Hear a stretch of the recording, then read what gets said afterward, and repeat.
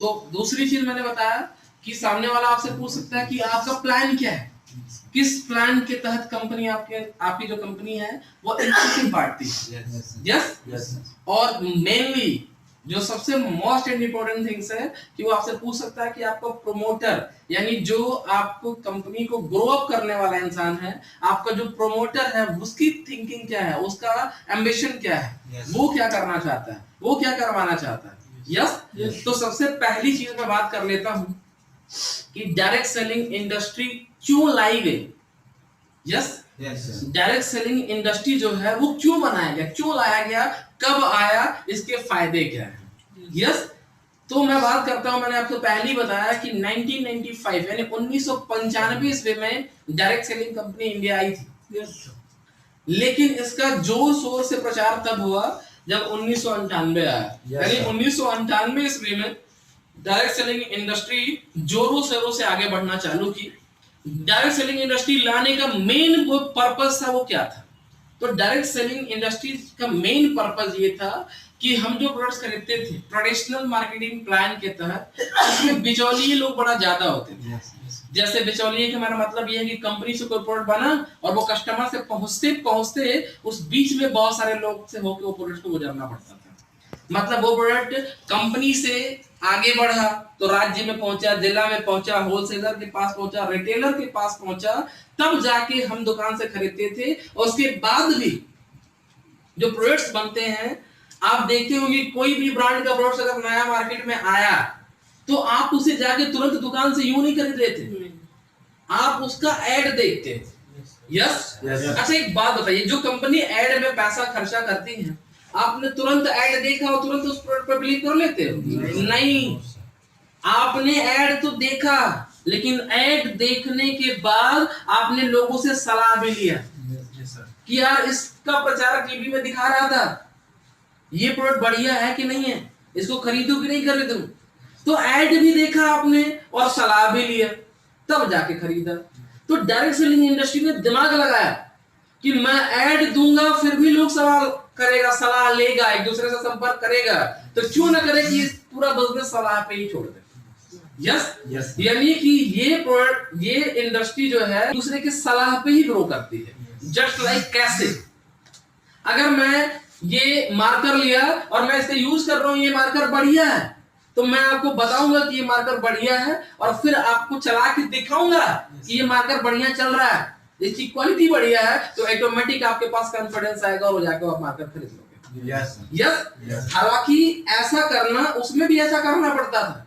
आपको कोई बाइक चाहिए, कोई फोर व्हीलर आई और तुरंत आप जाके दुकान से सिर्फ ऐड के माध्यम से नहीं जाके खरीदे, आपने ऐड तो देखा ही देखा, साथ में आपने क्या किया कि आपने अपने दोस्तों से, रिलेशन वालों से पूछा कि ये गाड़ी बढ़िया है कि नहीं है, ये गाड़ी खरीदूं कि नहीं खरीदूं, तब जाके आपने उस गाड़ी को खरीदा।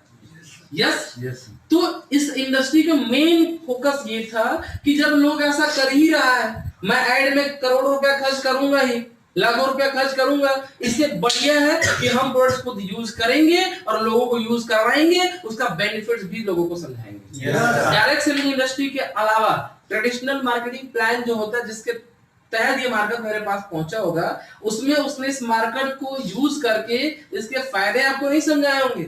लेकिन डायरेक्ट सेलिंग इंडस्ट्री में ऐसा होता है कि आप जो प्रोडक्ट्स यूज करोगे वो वही प्रोडक्ट लोगों को देते हो, क्योंकि आपके पास सेल्फ कॉन्फिडेंस होता है। यस।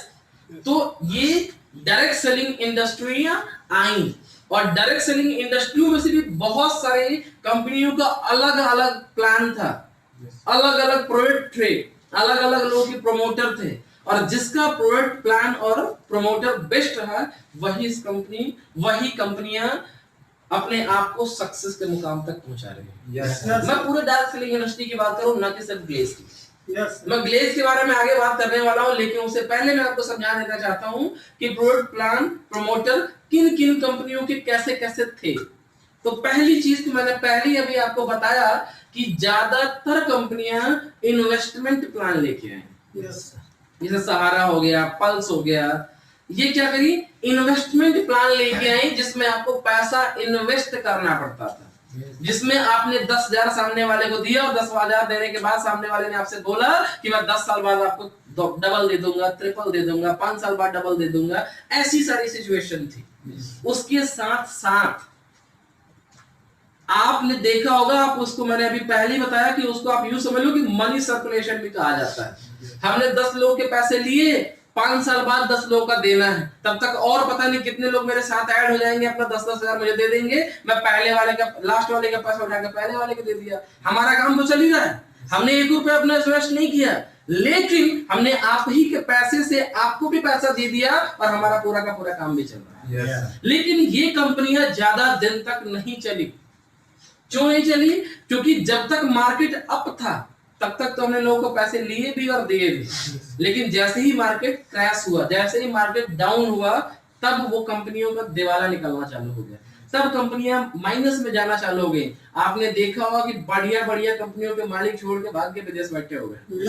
यस, तो आपको यही समझाना चाहता हूं कि वो इन्वेस्टमेंट प्लान था।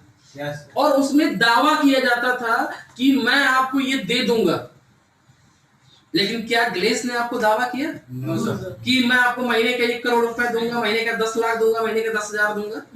ग्लेस आपको सीधा बोलते जितना आप काम करोगे उतना मिलेगा, नहीं करोगे तो नहीं भी मिलेगा, अगर 1 करोड़ का काम करोगे तो 1 करोड़ मिलेगा। यस, लेकिन उसके बारे में मैं आपसे आगे बात करने वाला हूं। तो मैं आपको लेके चलता हूं कि पहला प्लान हो गया क्या? Investment plan. दूसरा प्लान था जिसका नाम था वर्थलेस प्रोडक्ट। यस, आप वर्थलेस प्रोडक्ट मान लो, वर्थलेस प्लान मान लो। वर्थलेस प्रोडक्ट से मेरा मतलब ये है, वर्थलेस प्लान से मेरा मतलब ये है, मैं सीधे शब्दों में आपको समझाना चाहता हूं, जैसे कि नाम से ही आपको पता चल रहा होगा, वर्थलेस यानी जितनी कीमत आपने दी उससे कम कीमत में आपको सामान मिलेगा, उससे कम कीमत का। मतलब जैसे आपको अभी मैंने समझाया कि किसी कंपनी में आपने 10 से 20,000 रुपए इन्वेस्ट किए, 10,000 5,000 इन्वेस्ट किए, और उसने आपको एक टाई दे दिया, उसने आपको एक ड्रेस कोड दे दिया जिसकी कीमत 2-4 हजार रुपए ही होगी, 5,000 ही होगी, लेकिन 10,000 दिया, उसके बदले आपको एक कोट पैंट मिल गया। अब मैं आपसे एक सवाल करना चाहता हूँ, क्या सिर्फ कोट पैंट से आपकी पूरी जिंदगी चल जाएगी? चल जाएगी? क्या एक कोट पैंट खरीद लोगे तो आपका 10,000 के बदले आप पैसा कमा लोगे? नहीं। तो फिर आप लोगों ने सवाल किया कि सर मैं 10,000 देके कोट पैंट ले तो लिया, लेकिन मैं पैसा कमाऊंगा कैसे? तो उसको प्लान दिया गया कि आप अपने दोस्तों, अपने रिलेशन वालों को ऐसे ही मेरे साथ ज्वाइन कर सकते हो, और ज्वाइन करने के बाद आपको कुछ कमीशन मिलेगा। तो आप अपने कमीशन कमाने के चक्कर में अपने लोगों की ज्वाइनिंग करवाई, उन्होंने 10,000 दिया, उसके बदले उनको भी एक कोट पैंट मिल गया। उन्होंने अपने पैसे निकालने के चक्कर में दूसरे की ज्वाइनिंग करवाई, उन्होंने भी 10,000 दिया, उनको भी एक कोट पैंट मिल गया, कुछ कमीशन मिल गया। अब एक बात बताओ, मेरा सीधा सवाल आपसे है कि एक बार आपने कोट पैंट ले लिया, क्या वो कोट पैंट आप हर महीने खरीदोगे? नहीं खरीदोगे। तो जब कोई इंसान, चाहे जिसको भी आपने 10 लोगों को दिलवा दिया, वो हर महीने उस कोट पैंट को खरीदेगा? नहीं खरीदेगा। आप उन 10 लोगों ने, जिस 10 लोगों की ज्वाइनिंग करवा दिया, 100 लोगों की टीम हो गई आपकी, 100 लोगों में से कोई एक भी हर महीने कोट पैंट खरीदे? नहीं खरीदेगा। तो जब नहीं खरीदेगा तो आपका भविष्य क्या है? अंधकार में है। वैसे ही कंपनियां लोगों के बीच में आई, आने के बाद कुछ पूंजी इकट्ठा की, जिनका प्रोमोटर का प्लान और प्रोमोटर की थिंकिंग सही नहीं थी, उनका सोच बड़ा नहीं था, वो लंबे टाइम तक प्लानिंग करके नहीं आए थे, वैसे ही कंपनियां मार्केट से गायब हो गई। तो लोग आपको भी एग्जांपल देता है कि कहीं आपकी भी कंपनी तो फलाने कंपनी की जैसी नहीं है। यस सर, आपकी भी कंपनी फलाने कंपनी की जैसे तो नहीं है।